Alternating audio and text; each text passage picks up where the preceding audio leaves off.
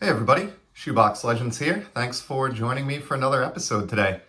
Going to take a look at a little stack of cards here that I picked up this past weekend when I was out with my wife. Went shopping around, hit an antique store a couple towns over, and much to my surprise, there was a guy with a bin of top-loaded, I guess mostly vintage, but not all vintage cards. Everywhere from $1 up to some more expensive stuff. So I spent about 60 bucks with that vendor. But for today, I'm just going to cover the dollar cards that I grabbed, which I think there's maybe around 20 or just shy of that. Before we get to that, just a quick shout out to my favorite player, Xander Bogaerts. You see up in the background there, decided to put some rookie cards out for today's episode, and obviously had a huge game last night. No NBA or NHL season yet, and no Tuesday night football. So the wild card game in the AL was really the only thing going on in the world of North American sports. So all eyes were on the Red Sox and the Yankees, and of course my guy Xander delivered with a huge home run to get them off to a 2-0 lead early in the game. And it's just awesome to see your favorite player produce on the world's biggest stage like that. So I wanted to put a couple of those up in the background today as a shout out to Xander and the Sox. I certainly look forward to their series with the Rays. And in the meantime, let's take a look at these dollar cards. You might be surprised by a couple of these, believe it or not. Right out of the gate, we've got this 1971 strikeout leaders, and poor Mickey here is being blocked out by the sticker, but price sticker. But just grab this one. You know, I'm under no delusion that I'm ever going to complete a 72 Topps baseball set, but I do love this design. Enough so that I went after the Heritage set this year, and these multiplayer leader cards are kind of neat. Big Vida Blue fan, so that's kind of what drew me to this one. I love that he's front and center here, and this one's in pretty good shape too, so for $1 that felt cool. This is what I was referring to when I said you may be surprised by some of these, but actually have some football here. So here's a early 80s record breaker Joe Montana card, and I'm not a football guy at all, so I have no clue. You know, I may have overpaid badly for this card, but it just seemed like a cool one to throw into my football Z folio that I'm working on here. And don't really have much, if any, Joe Montana representation in there. And this one was pretty clean, a little bit off center, top to bottom. But believe it or not, this card's not even in a penny sleeve. It's just loose in the top loader. But despite that, it actually looks like it's in pretty good shape. And that's been the case with that will be the case with a few of these that we're going to see in this stack. Here's another Montana. This is his 87 Topps base. And again, I'm sure, like, for serious football collectors, you're probably looking at this and, you know, it's just total junk wax. It's probably the equivalent in the baseball realm of, you know, showing off a 1987 Topps Barry Bonds or something like that. But I think it's a cool card, and just because football is so unfamiliar to me, it felt like a good pickup for $1 to flush out that Z folio a little bit. Here's another one. Huge fan of the Metal Universe sets from the 90s, and this one's just neat. You can't really beat a card of Barry Sanders with an actual lion in the background. So this is just the typical kind of craziness that we saw out of Metal Universe at the time, and just thought it was a neat pickup. I have a feeling these few that I'm going through now on the football side probably could have been picked up for less than $1 on ComC, but it was a good chance to support a local business and not have to wait 6 months, and just get a few of these into the football Z folio ASAP. So here's an Emmitt Smith. Cowboys were a pretty big deal in the early 90s when I was a kid, and so even though I wasn't a big football fan, it was kind of hard to ignore what was going on with that dynasty down in Dallas, and so I wanted to have a couple of those guys represented in my Z folio as well, so pounced on this Flair Showcase Emmitt. And then a nice complement to that, I've got a die cut of Troy Aikman. I think this is out of Upper Deck SP. So yeah, just some random football there. I have actually one more football card. This might be my favorite of the bunch. Total sucker for Topps Chrome Refractors. This one probably has some scratches on it, considering it didn't even have a penny sleeve. But a great TO here.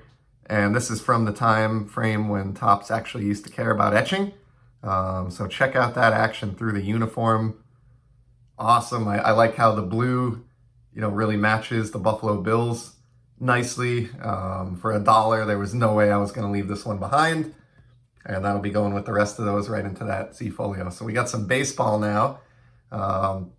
This is a card that I'm pretty sure I already own, the Jeff Bagwell rookie card out of Stadium Club, but I just think it's sort of an iconic early 90s card, as much as you can say that about any early 90s card where there's about 1 million of each produced, but always liked the photograph. I always liked Bagwell as a player, and even if that's one I already have, I'll just kind of grab mint condition copies of that for $1 all day long.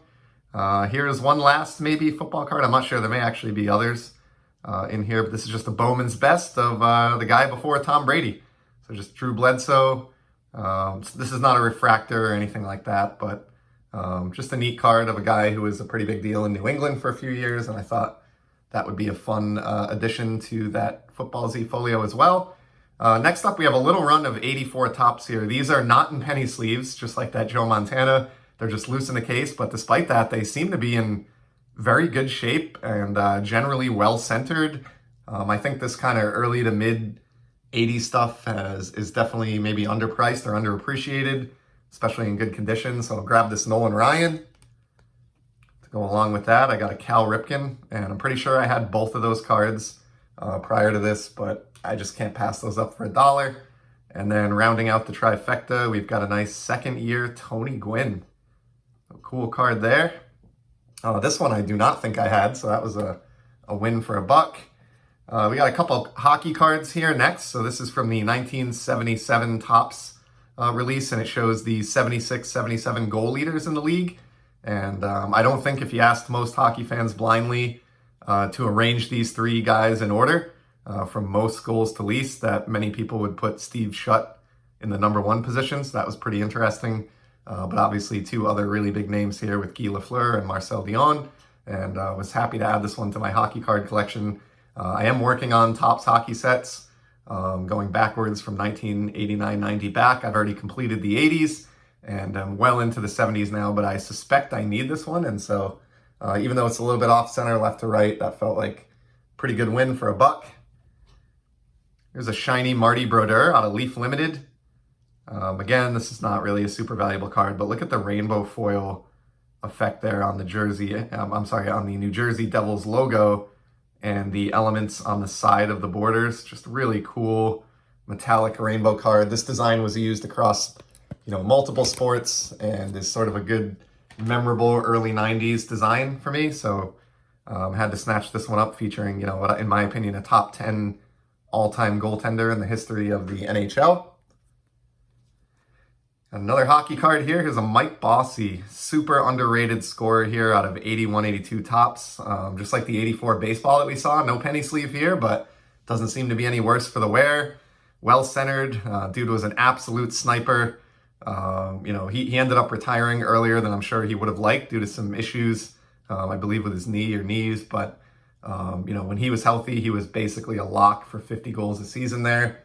And I'd say outside of, or right there with Wayne Gretzky, was the premier goal scorer of the 1980s, or late 70s into 1980s. So cool card there. There's a Hakeem the Dream. This is a All-Star. This might be a sticker, I think. Or maybe it's just a Fleer All-Star card, but it's from the late 80s. Again, I'm not very knowledgeable when it comes to basketball card collecting. So I'm sure that, probably could have gotten this cheaper elsewhere, but thought it would be a nice addition to that Z-Folio, common theme for today's episode. And we'll switch back to football for a couple more here. We got an 87 record breaker, Dan Marino. So again, according to the sticker, this book's at $2, so I'm not going to be retiring early based on this, but obviously he's one of the most successful, quarterbacks in NFL history, and a name that I believe was missing from my Z-Folio. So for $1, gladly picked that up. Here's a cool one. I remember and adored these inserts from Flair in the early to mid 90s, these hot numbers. These existed in baseball and hockey as well, and probably basketball. I'm not 100% on that, but I think they went across all sports. And again, just an awesome chance here to add a memorable, 90s insert that was sort of a big deal back in the day of one of the most successful, or arguably the most successful running backs of all time. Emmitt Smith. So that one will be going into the Z-Folio as well. And then we close it out with a basketball card, Michael Jordan. So, I mean, again, my knowledge is very limited, but it's kind of hard to pass on a mint condition Michael Jordan card for $1. And correct me if I'm wrong in the comments, I'm sure somebody will, but I believe this is his first Topps card, which makes this even cooler. This is from the 92-93 release, and you can tell it's got the same design as the baseball and hockey sets from 92. And, obviously Topps stopped making basketball cards for a period of time after like 1981. And I believe 92 is when they returned to the NBA. So my understanding is that this might be the first Topps card or Topps flagship card of Michael Jordan. So there was no way I was leaving that one behind, and snatched that up for the Basketball Z-Folio as well. So that's pretty much a wrap. We'll cut this here. As I said, I do have some more cards that I picked up from this seller that were a little bit more expensive. I think anywhere from $2 to there was one that I picked up that was actually $20. But I'll save those for another day. We'll cut this for now, and I appreciate you joining me to take a look at my antique store dollar box pickups. And I'll certainly be back in the near future with some more sports card content. Until then, take care.